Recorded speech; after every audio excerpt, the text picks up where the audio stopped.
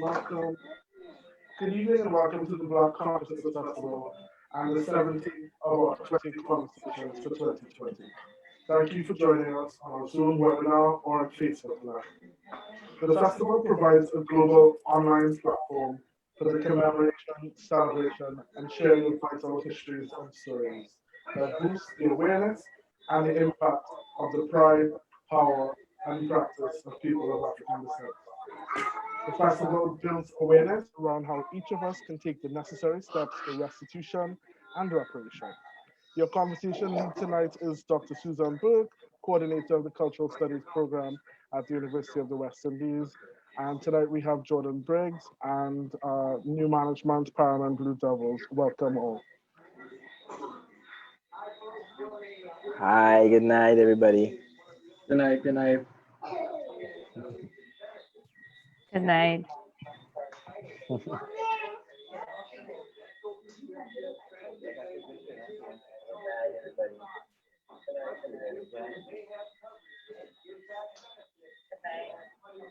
So new management is going to demonstrate for us a bit of how they celebrate during Carnival. So new management is going to demonstrate for us a bit of how they celebrate.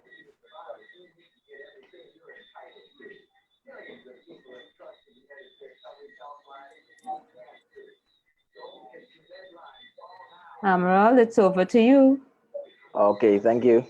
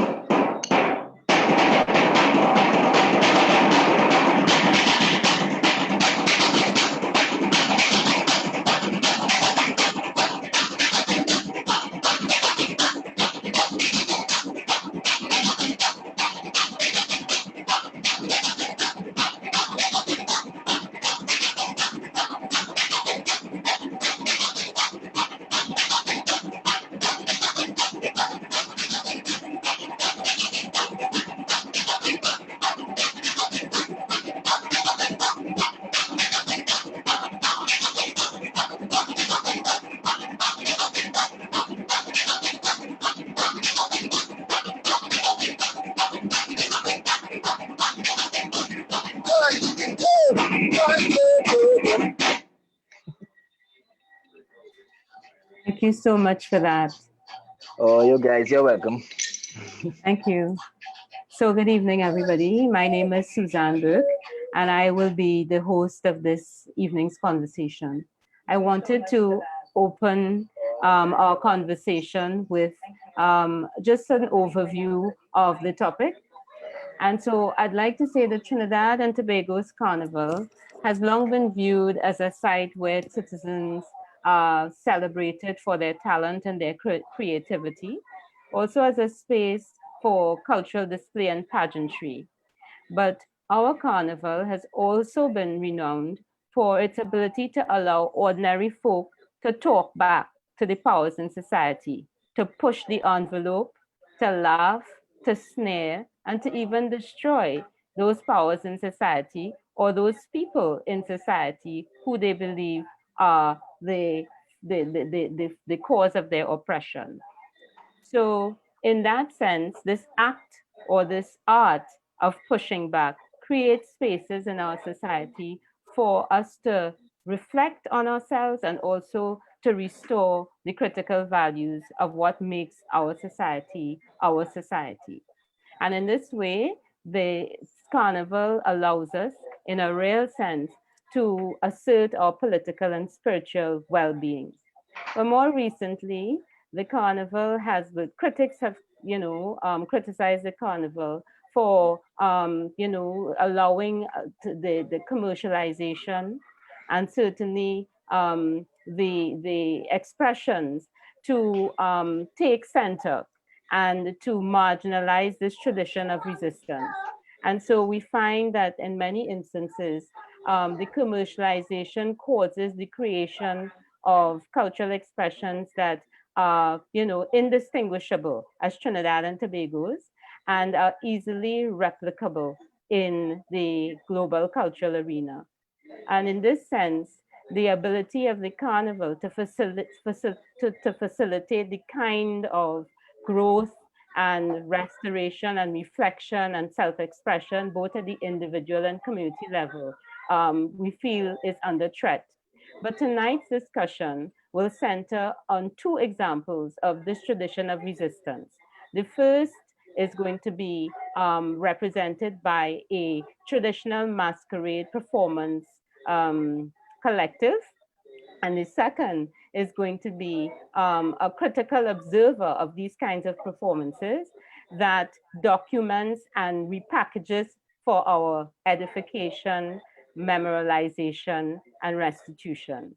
So please join us in welcoming the Paramin New Management, which was formed in 2010, and its management includes Amaron Hillaire, who is the band manager, Gregory Isidore, Nave Nicholas, and Ronnie Alley.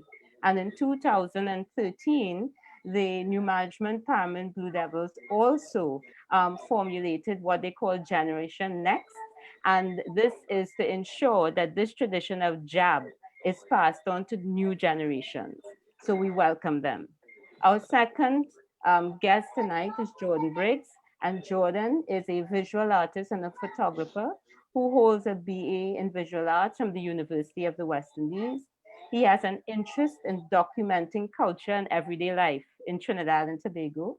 He's also very earnest in making his personal experience a canvas for others to view and I guess to participate in. So welcome, Jordon. Welcome, everyone. Good evening. Hi, good evening again. Right. Good evening. So I'll start by asking both of you, and maybe Jordon, you can go first. How did you begin this work in Carnival? What led you to participate in Carnival in this way? How you document it and so on?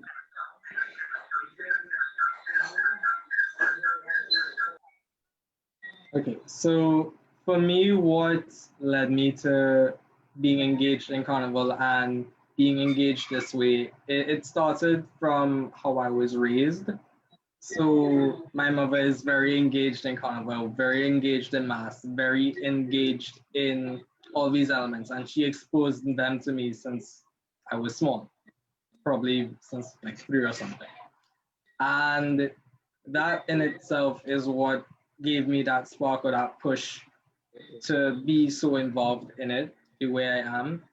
And to the point of documenting it where it became my own interest and it became something for me where it appealed to me and I saw its own value and I wanted to learn more, I wanted to see more, I wanted to experience more.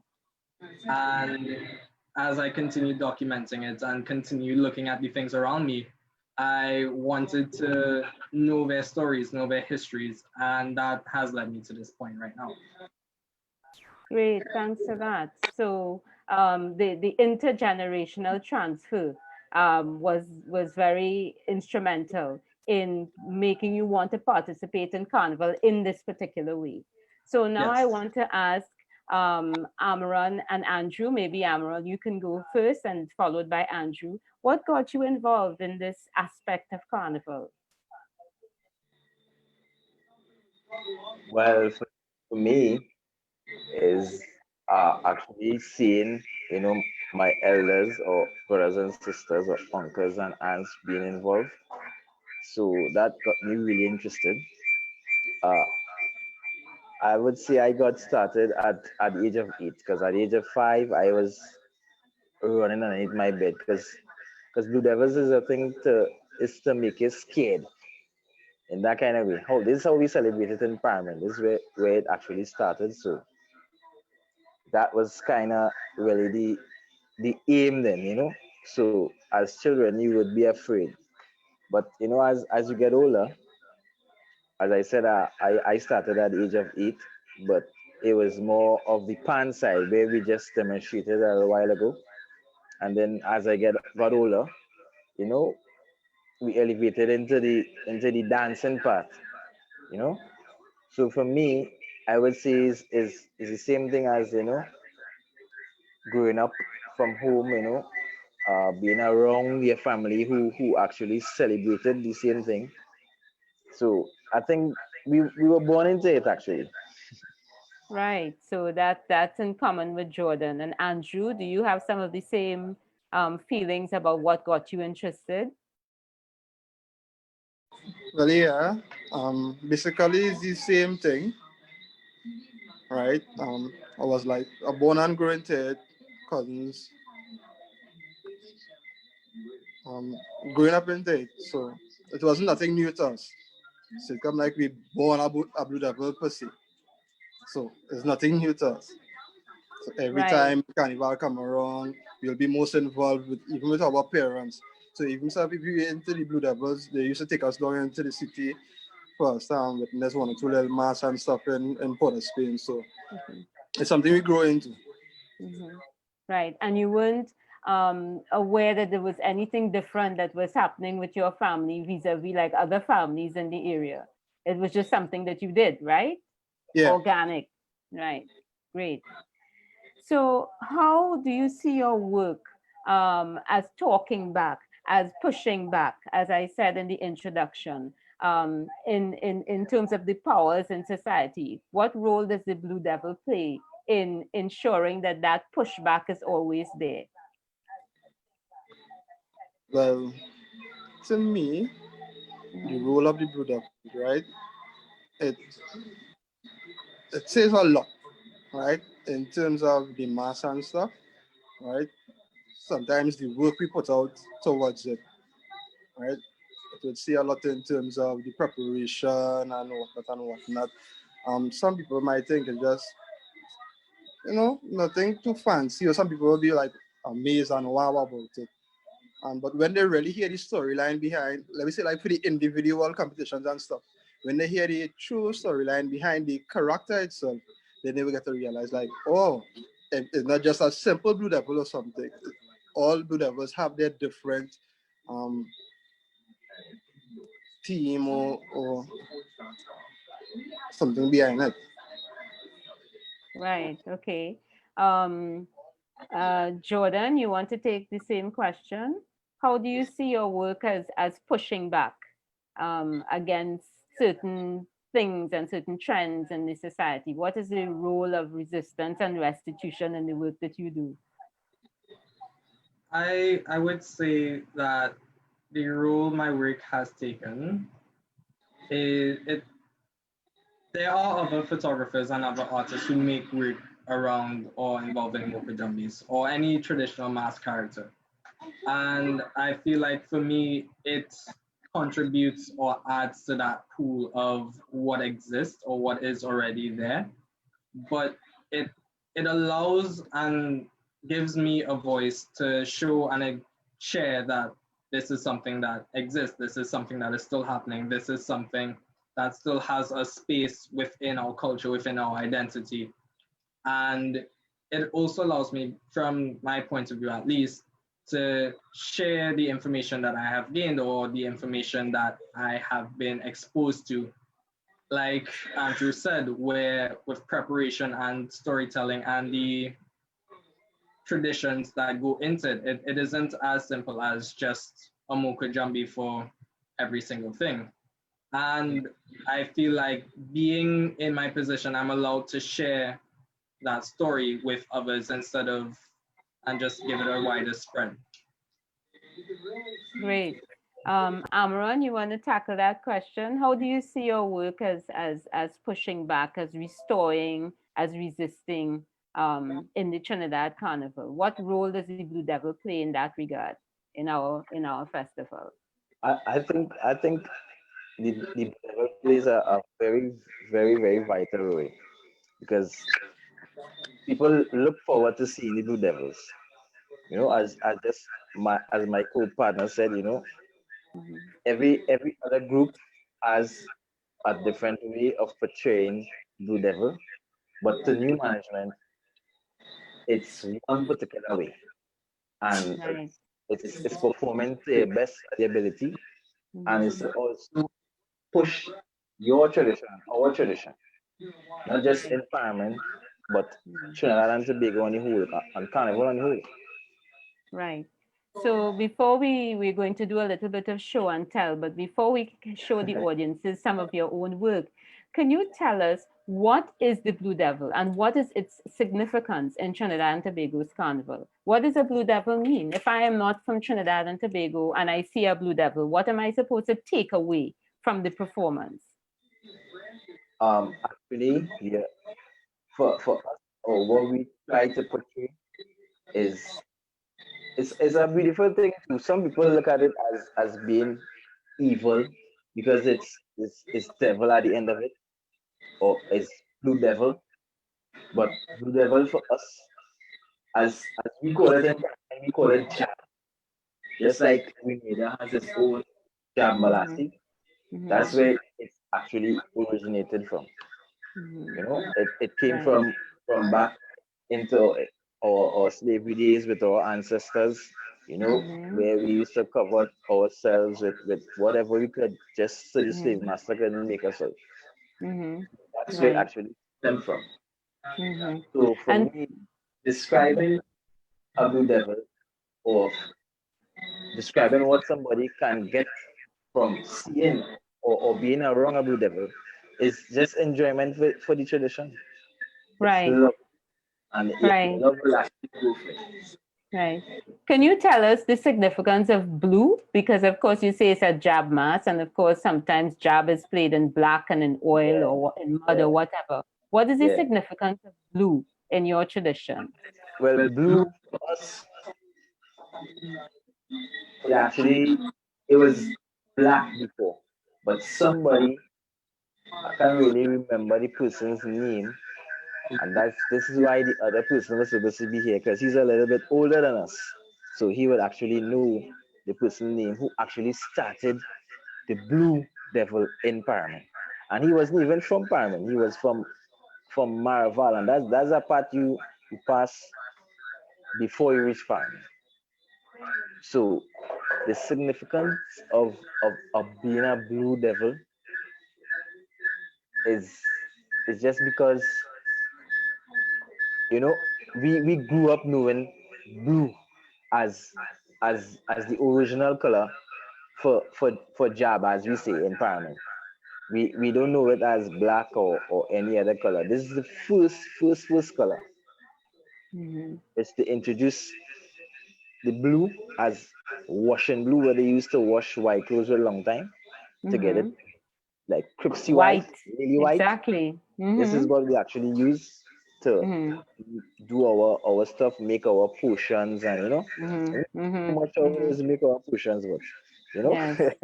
Well, of course, that's an industry secret. But of course, the idea of the blue, again, it has a cleansing, as you say. That's what we use blue for, right? So that the significance of the blue in part of the restitution, which is the restoration and so on, is that it's cleansing, right? And it brings a cleansing energy, right? To the festival. So what I would like us to do now, we can probably start off with, let's stay with the Blue Devils. So we can play one of the videos. We play it, and then you will talk about it, what you think is significant about your practice there. And then we play the other one, and then we get to Jordon's pictures. So I'll turn it over to Master Control.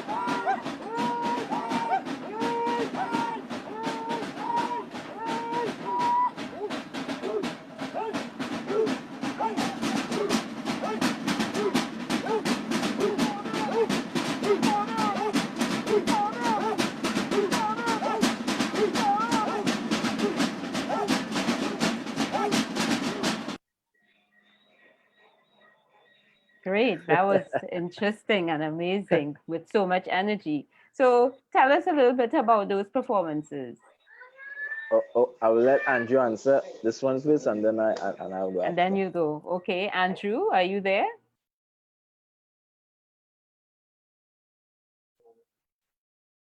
You need to turn on your video and audio. Yeah. Sorry about that. Just having slight technical difficulties with the headset. Okay. What was the question great. again?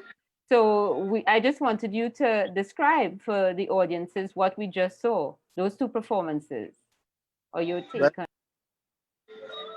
As you can see, I was a part of that as well, right? And to me, that experience is like an experience of freedom, expression of freedom, per se, right? For me, once I put on the blue and portraying my character is like a sense of freedom, being free enough, you know, after like a whole year of so much stress and work and whatnot and whatnot. To me, Carnival is a sense of freedom for me. Thank you for that. So tell us a little bit about, there's obviously a dance that goes with the performance. Tell us a little bit about the dance. What does it signify? Well, everybody have a signified dance, right? Right. So just like how I would have a dance, Amaron would have a dance, and other people in the group will have a different dance, and that dance will signify you. Right. So Sometimes it's similar. Go ahead. Yeah, they can see you from a distance and say, well, yeah, that is Andrew coming down the hill there. Right. That's by the Yeah. dance. Yeah. And it's the same thing with people who fight stick. Each stick fighter has a way they carry and so on. So you know, right? So you embody that particular dance. And what does that dance do for your performance? So when they know, look, Andrew coming down the road there, right? But what does that movement do for you in terms of helping you throughout the day? Because you all have some long days, right? So what does that do? How does that energize you or guide you or, support you? Well, to be honest, it sort of go hand in hand along with the music of the instrument. It's kind of difficult to try and do the dance or mimic the dance alone, but along with the music, it would help you go into that trance. Not a bad trance or anything, but it helps moves you. It like feeds the soul and the spirit. Yeah. From the time you hear the music, it's send you into a trance one time, make you feel free, happy, all that at once, and tend to make. Right. So let's talk. You talked about, so it's a collective, right? So you talked about the song, the lyrics, the music, etc. Right? So in the first video, I couldn't quite catch what the lyrics of the song were. Can you tell us what they were? What were people singing? As a chant. What was the chant? The chant was Opan Boy. Opan Boy. Right. Opan Boy, yeah. Right, good. So it's a pun on open, but open. It's calling on something to open the way. Right. Okay, cool. Right. So talk a little bit about the staff, so the costuming, right? So you all have wings, you have a staff. I didn't notice any horns. What are the difference in terms of the way that a Paramin Blue Devil looks and his costume as separate and apart from a Blue Devil from somewhere else, or a Jap from somewhere else? What distinguishes your performance, you think? Well, again, it goes by character. Whichever character you're portraying, it determines, right? One of the portrayals I portrayed this year was Strange Things. Right? My plan was to have a calf on. Sometimes we use the plastic as well, but sometimes we go into the character. So it was a calf on, and at the end of it was a piece of cloth, and I wrapped it with some wire just to make sure it was steady. And I got it lit on fire. Okay. Yeah, to try and blow fire from it, but unfortunately I was unable to do so due to my fire license at the point in time. Right. But okay. I was still able to light the horns. Yes. Yes. So again, as I say, it goes by character. and your Right. portrait. And your portrayal. Great. Yeah. So, Amaron, you want to tell us a little bit, riff on those two performances a little bit, help us to unpack some of the things we saw. We saw a dance, we saw a song, lyrics, we saw instruments, Crixtons, right? Yeah, And we yeah, saw costuming. So, yeah. tell us a little bit about what we just witnessed. Well, first I'll speak about the music because that's my I could dance too, but I more enjoy the music because I love to see my dancers from the back. Is a beautiful view to actually see the work that you put in whole year. When it comes to that particular time, everybody's free, just as Andrew said. No worries, no stress. From the time they hear that pan is a stressful feeling. Just a stress relief. So I enjoy the music part, which is very important in playing a part and being a good devil. Because without the pan, you could be a good devil, no, but without the pan, is like you have nothing. So the Right. music plays a very, very, very big role in being a good devil. Mm-hmm. So with the dancing and the costuming, Mm-hmm. that is another job by Level. itself. Mm-hmm. Yeah, Mm-hmm. is another level. As I Mm-hmm. just mentioned, as a dancer or one of our crew members hear the pan, they start chanting. Everybody Mm-hmm. wants to get dressed, Mm-hmm. early Mm-hmm. because Yeah. Carnival Mondays have a kind of particular pan. We don't really do it Mm-hmm. for the money or for the fame. We just do it for all people in the Mm-hmm. community because our Mm-hmm. community we have a nice following community, so we Yeah. actually tend to perform for them instead Mm-hmm. of any Mm-hmm. competition or anything like that because we love to do Yeah. this. This is our Yeah. passion. It's in your DNA. Yeah. Right. So tell me a little bit about how long it takes somebody to learn to beat the pan, right?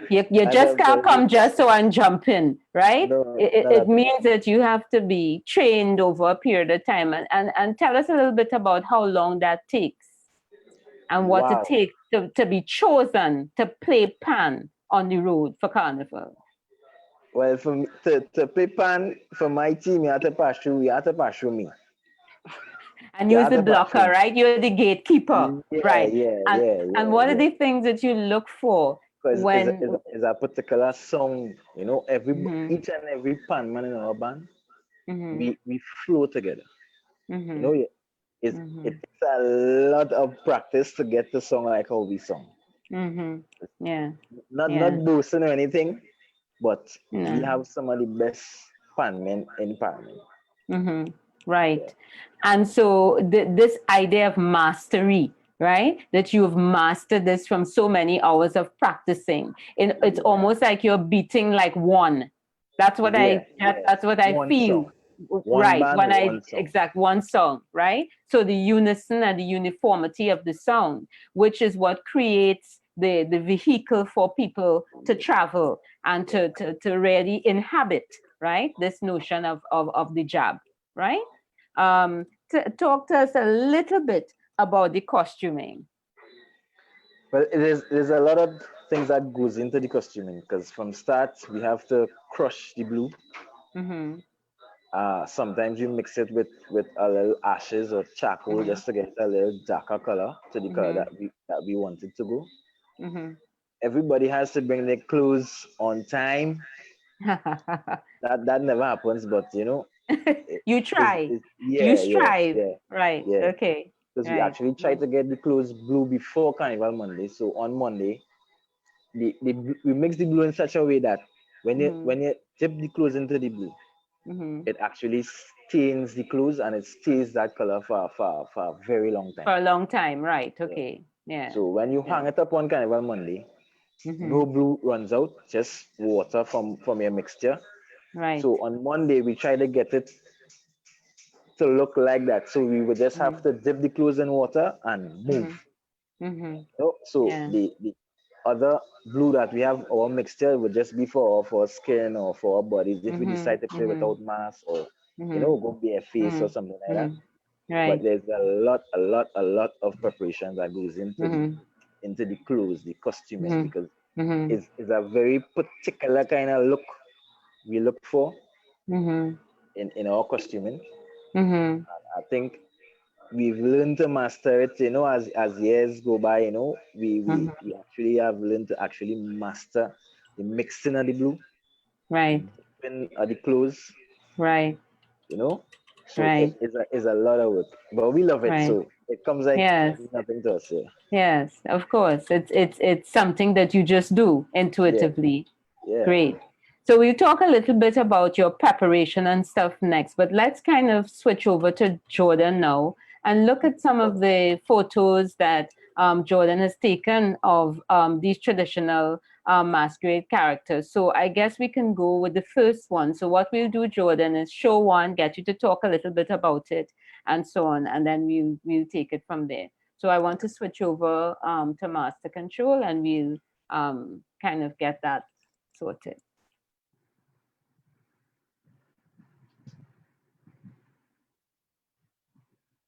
Right, Jordon. So I looked through some of the images you sent, and of course I named them, right? Because that's just me.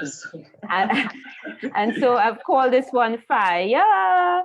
So tell us a little bit about this and what you're trying to portray here, and why this is such a powerful image. So this was taken this year for the Mokusumoko band launch when they were walking through Belmont. And for that image itself and just the whole event, it was a lot bigger than I thought it would be, because I didn't know at that point or that time how it would have been, or how the dynamics of it would have been, or the fact that there would have been a procession making a block from the mass camp around the block and back to the mass camp. The photo itself, I think, was a bit of a serendipitous moment, because I didn't know at that point either that the band contained fire breathers who also walked on sticks. So it was as much as an amazing moment to me, seeing it, also capturing it, and being able to see that moment of the person on sticks blowing fire. Great. And I mean, the contrast between light and dark, which is all part of the carnival aesthetic, right? The inversion is very clear there. So let's go to the next one. Right. So explain to us what we're seeing here. So this photo here was taken on Carnival Friday morning. This was at Camboulay. This was after their performance, and everyone had crossed that stage on Piccadilly Street. And everyone was just there. I honestly don't know what they were staring at. But it was such a moment where they were there and they were waiting to cross and be able to continue up Piccadilly Street, and everyone was just there. And the way how everyone was just together, it unified for me the idea of how everyone was so immersed with each other, and how everyone was able to communicate and share that bond, even in just being there, being organized. And while everyone who was participating that day isn't in the shot, because you have some people like Daniel Elliott who was there who isn't in the shot, and you even see Alan's back turned to you, but it was that moment where everything just kind of came together, and you had almost everyone there as one on Piccadilly Street that day. Yep, the focus of everyone is on one thing, but it's really acting in unison, right? Which is part of the community that we talk about in terms of carnival. Yeah, so that picture just captures that so well. So can we go to the next image? I call this Touch the Sky. I think this is incredible. Tell us a little bit about this image. So this image was actually just the other day. This was about 2 or 3 weeks ago. And this was the fact that Muka Jambi practice does not stop. It doesn't just start up because Carnival is coming up or anything like that. It has continued. And this was with 1000 Mokos at West Park Savannah when they were doing their walk around. And it was just that moment of realizing, things are still continuing, even in isolation, even in COVID, even in everything else that is going on. You still have people out there practicing. The art form is still existing. The art form is still being practiced. The tradition still exists. It's still living, even if it is in isolation itself. And that, I think, is a very poignant statement about the continuity of the tradition, that you do it no matter what the circumstances. And that is how it's kept alive, it's sustained, right? Through individual acts, almost of defiance, but there's COVID, but we're still practicing, we're still engaged in this art form. Can we go to the next one? Tell us about this. This was Carnival Tuesday. That's Jamal. This was part of his, this is his costume for, again, this was on Piccadilly Street. And I was thinking at this point, because Alan Vaughn, the person who designs the costume, so Moko Sumoko, he said something to me where most of us, or not, if not all of us, had our faces painted, or he wanted to have our faces painted. And earlier in the day, or a couple minutes before, he watched me and said, I love seeing when I can't recognize people because of how your faces are painted, how you were able to mask and portray and put on your character. And then there was Jamal, who is standing up right behind me in his costume that was based off of Resurrection of Sorrow Hill, Wilson Harris's book. And he was there, standing there beautifully in his costume. Yeah, great. And the contrast with the sky, right? So did you actually captured him, against the backdrop of the plain blue sky, the serene sky, and the burst of the colors of the costume and the masking. Again, this notion of contrast operating within the carnival. Last one. Go ahead, Jordan. I think the interesting thing about this photo as well, at least for me, what made it so interesting was that I was also on sticks when I took it. So it gave me and allowed me to have a different perspective of taking photos, or while taking photos, than I would on the ground. Well, you're a participant observer, right? Yes. So you're actually involved in the practice, and while you're looking at the practice. So some autoethnography, as we say. All right, last one. All right, tell us about this. This was in the Savannah. This was also during COVID. This was a bit earlier on. So this was before everything moved across to West Park Savannah, or before we had some of the restrictions that we did. But it was a sign of the mass continues, that the practice and the tradition continues, that people are still out there practicing, they're walking, they're doing what they have to do. And it's a fact that the art form lives on outside of Carnival, that almost every 2 weeks, 1000 Mokos is there practicing, and they have been consistent with it once they figured out how to do it safely with COVID and everything else happening around us. And I think it was just a moment of watching everyone dance on sticks and practice their tricks and do everything else around them that had me like, wow, because it's something that is so engaging and so unique to me, I think, because before I started all of this, or before I was engaged to this level, I would have never questioned, okay, how do Moko Jambis practice? When do Moko Jambis practice? Where do they practice? But being so involved in it and seeing the fact that it's happening right in front of me. If you just go to the Savannah or go anyway, at some point you're going to see them walking, and how often it is, and the fact that this is a life, or this is part of a lifestyle, and this is something that people engage in, and this is how that art form continues.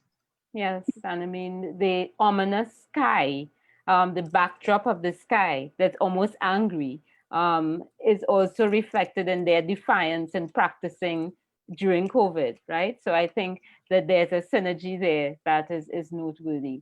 But folks, I want us to pivot a little bit, and it's so clear from what we've been discussing so far that there's so much preparation that goes into the work that you each do.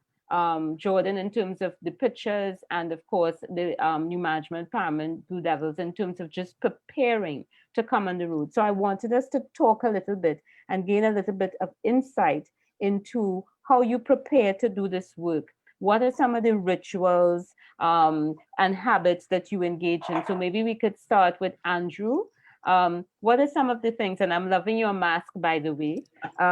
What are some of the rituals? How do you prepare to go on the road? Because we know that it takes so much out of you. Give us some insight into that. Sorry, you had to take the mask off. Yes, no problem, no problem. That question again was the preparation. How do you prepare? What are some of the rituals that you engage in to get yourself, to psych yourself up, both physically, emotionally, spiritually, to go on the road? Well, most important, right? We have to do like stretches and stuff before we could portray anything, because we could pull some muscles and stuff. But other than that, we have to come together as a team. Most important is teamwork. You wouldn't get to portray what we ought to portray unless we don't have teamwork, because we don't want to be all over the place. Yes, it might look uniform for others, but we have something. So let's say like for a competition per se, right? When we go and enter into competition, we may have one or two little skits to do, right? So we all have to come together and make the skit look uniform enough, you know. So it's a look good on our behalf. We keep on practicing to make sure it comes out exactly or even better than how we practice it to be. So it takes a lot of teamwork, a lot of togetherness, a lot of leadership before we can get onto the road. Right. And of course, the physical preparation as well. Anything you do emotionally or spiritually before you get on the road? How do you do that? Well, or what do you do? Based on past experience and stuff, the only sort of emotions went into it is happy emotions. Because again, as I say, all the time being stressed out and stuff. So now I get time to do something that you love, something you're very passionate about. Again, just want to be free. So all of us coming together to be happy, to fulfill, let's portray the Blue Devils, right? So it's a sense of happiness and overwhelmness. Yeah, and release. You're releasing a lot of stress and everything. A lot of stress. Right. That Great. day particular, everybody is going to be happy. Right. Great. Amaron, what are some of the things you do to prepare? Some of the rituals you were talking before about how you prepare the clothes, how you prepare the dye. What are some of the other things you do to prepare to go on the road? Me, to tell you, initially, I be all over the place. So I be here, there, and everywhere. So that's really my thing. That's how I get prepared, you know. Going up on any place, man, you want this to do, you know. So I guess it's just me being excited and overwhelmed at the same time. That's how I actually get prepared. Spiritually, I wouldn't say too much spirituality goes into it, you know. as much, but for us, I think is more getting, the excitement, the excitement of, yeah, we actually, it's kind of a Monday, this is our thing. Let's just go on the road and kill it. How do you all come up with themes for your portrayals? How does that work? Well, sometimes, we bounce ideas off of each other. Mm-hmm. A particular band member might say, "Yo, let's try and come out with a costume or something like we did this year. We actually came out with the character from It. Right. So actually we just bounce ideas off of one another, and what we all come to one agreement at the end of it, though. Although each of us might have different ideas, when we actually come up with the idea, we make sure that everybody's good with it. There's no biasness in the air, no animosity towards another. So that's just it. And when we look at things like steel pans and so on, there's a lot of preparation before, months of practicing and so on.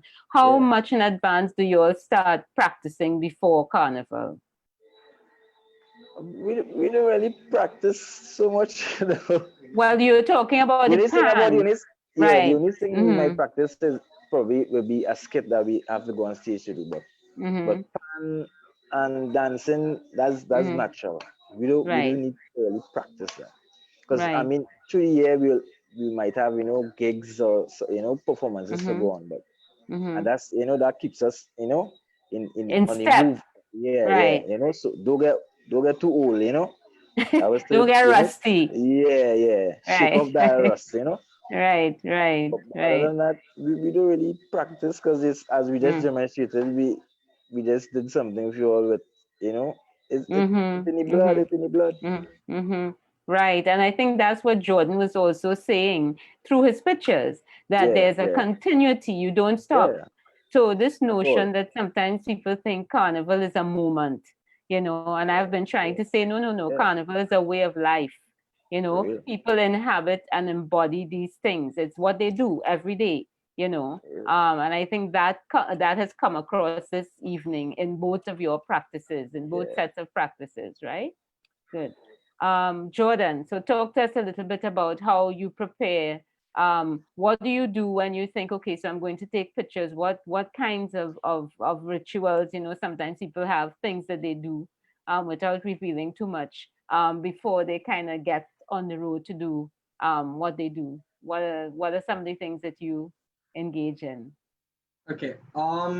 For rituals, I could take it from two perspectives of both what I've observed and both of what I do. I think I'll tackle what I've observed first. One of the interesting things that I've observed, at least, I don't know if everyone does this, I know Alan has done this with Moko Sumoko, where anytime there's a performance or there's something and sticks are leaving the mass camp and everything is all lined up against the walls before we leave or before anything happens or anyone goes up, Alan anoints the sticks. And another thing that I have noticed, or you could say an informal ritual, if you will, is a lot of mokos, especially older ones sometimes, tend to have some form of alcohol before they go up. So you might see the tonic wine or some form. We witnessed that this evening, yes. Yes, some sort of alcohol, right? Before we go up. And in the words of Alan, because this was a conversation that we had where he said, I'll let you in on a secret, a Moko jumpy tip, if you will. Drinking a little bit of rum helps so much when you're going up on sticks. You'd think it'll make it so much worse, but it makes it better because then you don't feel the weight of your sticks and you loosen up a bit more.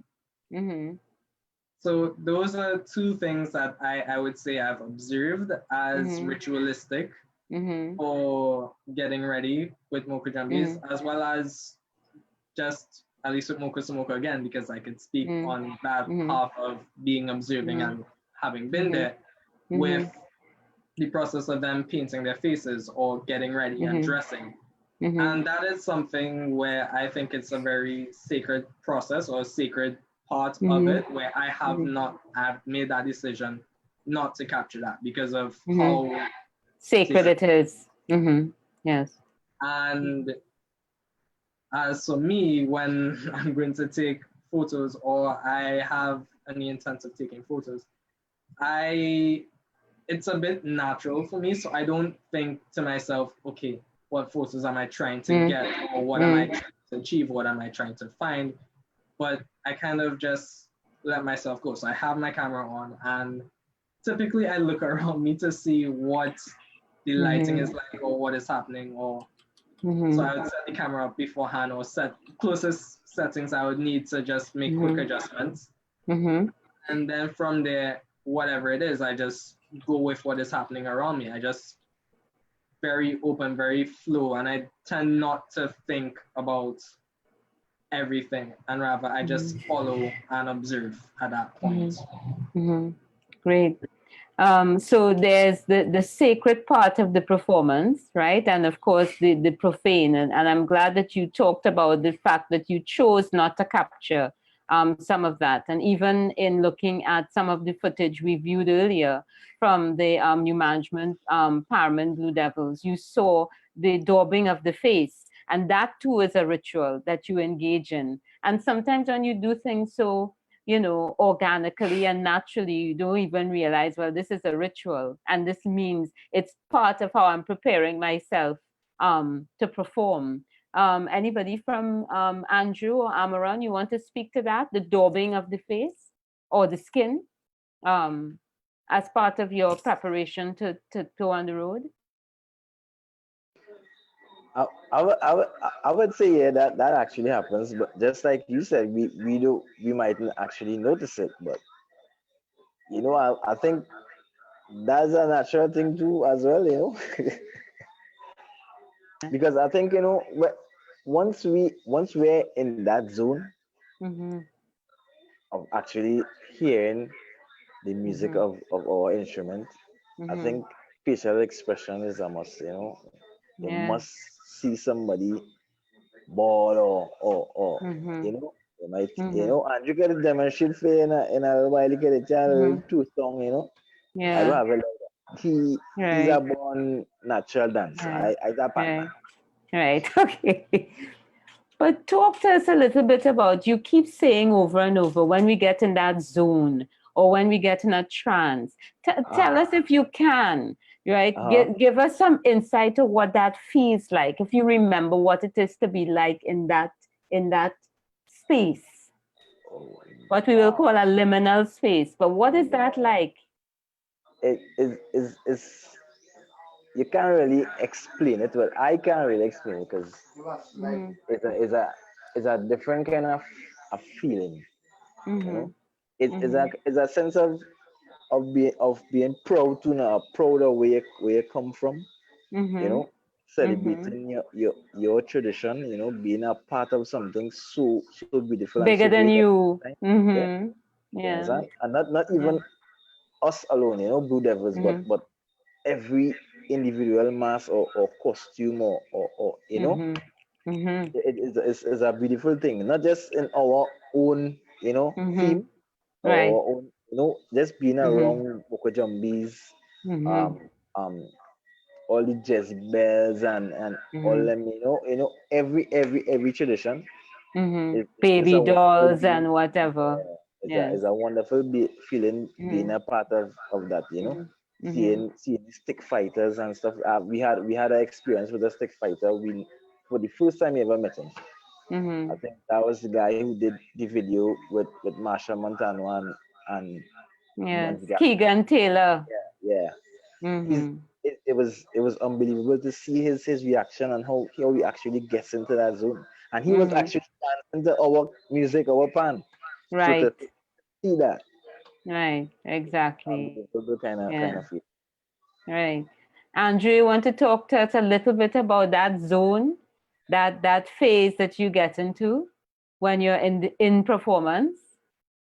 Unmute your microphone. Well, yes. Seeing that how I'm more of a dancer, my way of trying to explain the trance is like, you see, like how you would experience a sunset in the evening by the sea, where Wow. Okay, yes. the breeze, and you know you're going to a trance and you're swaying with the breeze and you're hearing the crashing of the water on the shores and stuff. It's like that. Right. Something close enough like that. So you know, it sort of clears the mind. Right.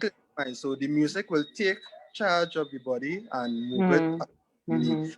You would do certain dance, like a dance where you are accustomed doing, you might do something different the next time. So it goes into the music, as I said, is a different trance. The best way to summarize it or to explain it, that's how I explain it. Yeah, that was beautiful. It's really a bliss-like state. It's bliss is what it is. Not so? Yeah. All right, so we are almost getting to that witching hour. So I want us to talk a little bit about, in all of this work that you do, and I know that previously Amaron was saying, well, we don't participate in competitions, we don't do this for the money, we just do it because it's in our DNA. But I want you all to talk a little bit about what are your hopes for the work that you are doing in these performances. What do you want the festival, what effect do you want it to have, your performances on the carnival and the wider society? What do you want people to take away from what you do at New Management Paramin Blue Devils? Well, most important, I would like the tradition to carry on. Right? I have a daughter. This year was her first time she performed with me. My character was Father Jab, and I let her play the character with me for the first time. And just How old is she? How old is she? She currently turned 3 years of age. A whole big tree, right? 2 years and something when she portrayed the character with me. So I would like to see the future generation carrying on the tradition of us. So later, we don't have to be old guys where we have to keep on playing Blue Devils. We would like to see the younger ones grow up into the tradition and continue what we started, or what our fathers or what our forefathers have started. Right. Great. Amaron, you want to answer that question? For me, it's just the same thing as Andrew said, because at the end of it all, our band leaders, we should say, or the creators, we might be around forever. So it's not just for people in Paramin to see the tradition stay around for years and years and years and years to come. I think it's a universal thing, That's why we are so thankful for this opportunity, especially just to show and to share. Share our opportunities. I mean, not opportunities, sorry, our experiences. Right. How we grew up as well, how it actually got it started, how we actually got started in it. So hopefully other people might be inspired to actually want to learn it. New management is not, I think we're not just about the Blue Devils. Yes. We're about the whole, the whole universal thing. It's a universal thing for me. I don't want to be in Paramin for the rest of my life playing Blue Devils, I would like to see other festivals like Brazil or Belize, go out there and share our experience, and people actually love it out there. Of course. Sometimes people in our own land, we don't really appreciate what we actually have. Right, exactly. So for me, as a young man growing up, I have a son too as well. So he will. So he's part of the tradition as well. How old is he? He just started. He'll be 2 next month. So right, he just started. Right, so as he, I don't want to be the band leader forever. Just like Andrew's daughter, both of them could, come up with their own band as well as they get older. Right. And we could retire. I hope when not. I say retire, I don't mean like, we will still be around. We will still be, giving the teachings as well the same way. So for me, I just want to see Paramin Blue Devils worldwide, universal. Global. That's my mission. Great, great. Thanks for that, Jordon. So you operate in a slightly different sphere in that you document, you observe, and you document. So I mean, you have a something that is physical and more tangible in terms of its ability to be a material thing. But talk to us a little bit about what you hope the work that you do, the impact it will have on society. For me, the impact that I hope that it has, or what I hope for it to achieve, is just to be able to have a proper record of what exists around us, and to be able to then contribute to that record of what it is that happens. Because while I think, yes, we have written records to whatever degree, I think being able to associate a certain visual, or being able to visualize it or see it as is just as important to that record, or being able to understand what it is.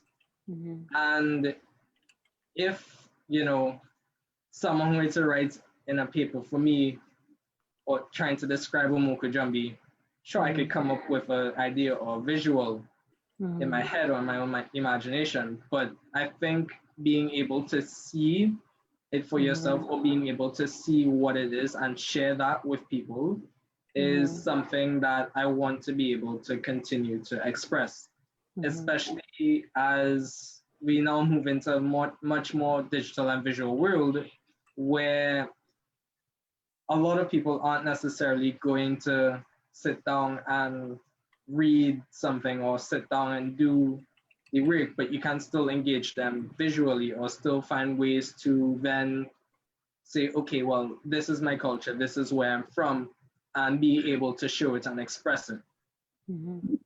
Great. And so by way of the wrapping up now, the last question, and keeping with the theme of resistance and restitution, talk to us a little bit about what Carnival means to you. I mean, I know we talked about the fact that these traditions continue outside of the moment of Carnival, right? But in your everyday life, what does Carnival mean to you? It's, as you said earlier at the beginning of this, it's a way of life.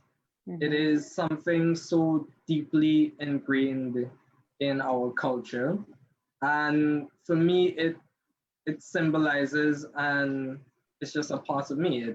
There is no part of Jordon that exists without Carnival, because it's a celebration, it's a festival, it's a light, it's a way of life, it's vibrancy, it's energy. And all those things is part of me, and part of something that I inhabit. It's part of something that I live in, and it's part of something I think consistently exists around me, and something that I embrace as well. And seeing that and being able to then take it and be able to share it is what is so important to why I do it, because it means so much to me in that sense, and how I'm able to then connect with it as well.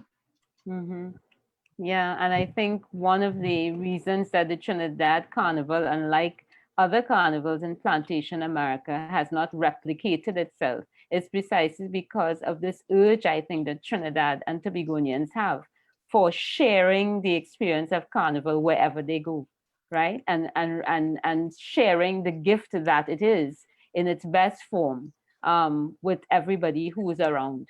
So, you really become, embody what the spirit of the Carnival is, and you want to share with others. Yeah. So can we get the same question, or throw the same question to Andrew and Amaron? What does Carnival mean to you when you think about Carnival, particularly as it relates to your practice of being JAB, Paramin Blue Devils? Andrew, you want to go first?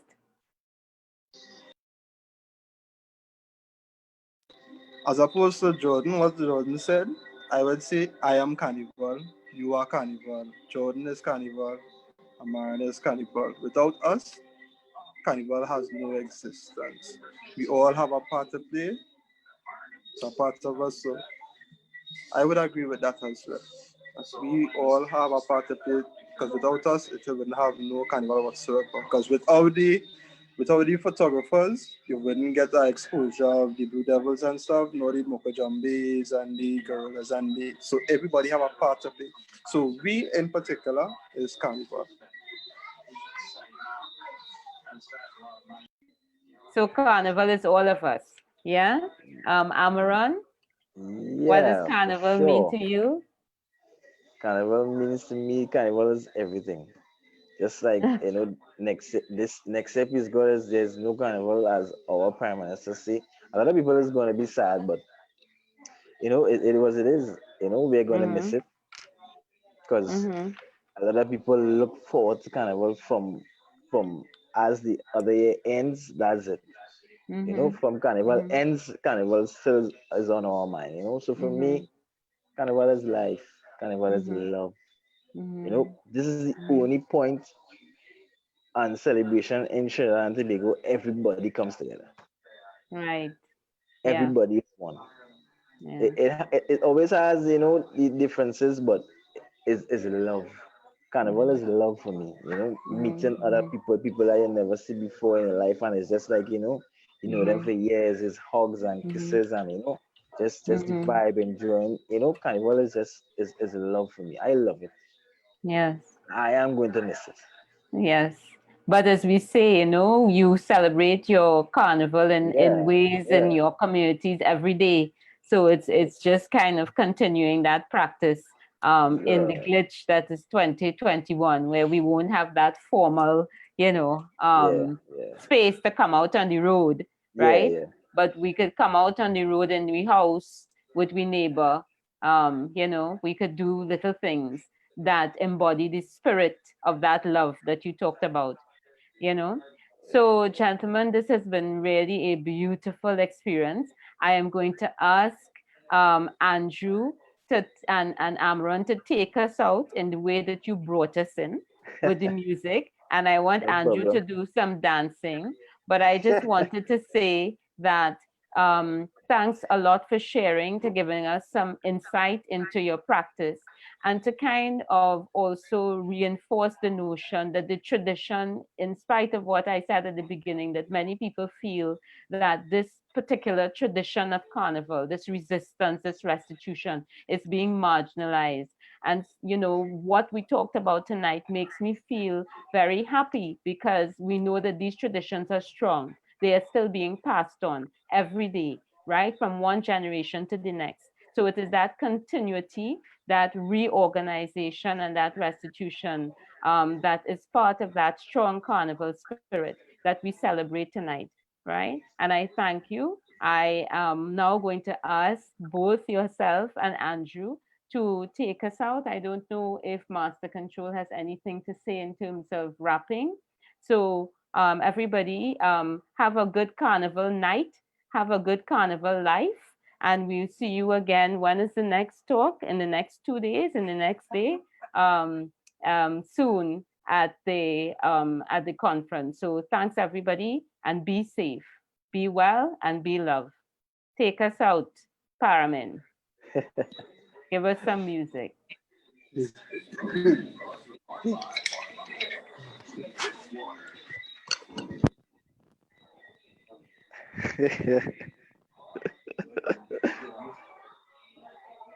Come na, like I go do some action.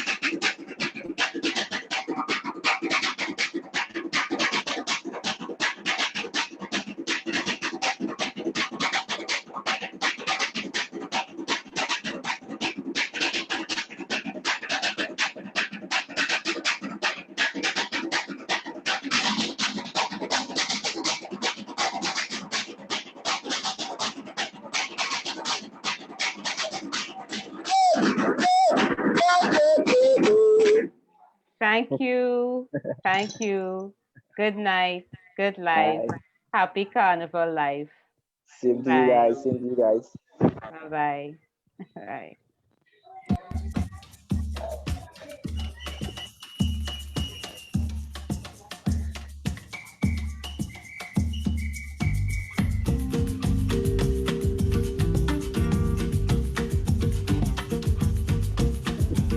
Yeah.